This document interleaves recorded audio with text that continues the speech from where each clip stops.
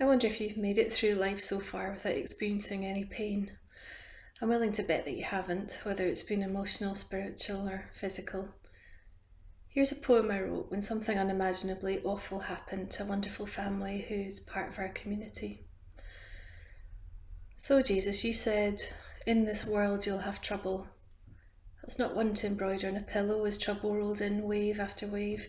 And then you said, be of good cheer. And right now, much as I love you, I don't like you at all.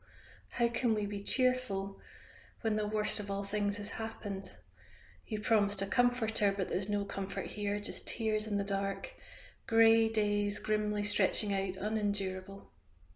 You said you'd wipe away every tear, and we're waiting, Prince of Peace. Red circled eyes, raw and sore. We're supposed to end on a hopeful note. That's how church poems go, but right now we're too weary to move, too hurt to trust, and too broken to sing. So, broken and put back together, Jesus, it's over to you. Come and comfort, dry tears, bind wounds. We'll be right here where you left us. This Good Friday, you may be feeling something a bit like that after this wild year of conflict and confinement and bereavement and anxiety.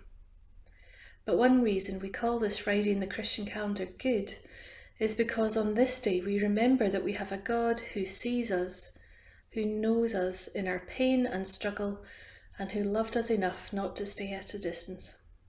On Good Friday, as we remember the horrific death of Jesus at the hands of men and women who were terrified of his message of freedom and goodness, we see that Jesus endured what we experience.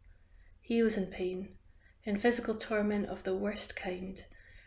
He was lonely, most of his friends having run away and abandoned him. He felt separated from God, perhaps even losing faith that all would be well ever again. So if you find yourself in a dark place this Easter Friday, please know that you're not alone. The Jesus we follow was described as a man of sorrows, acquainted with grief, and he is acquainted with yours. You are loved and held, even in the most painful of times.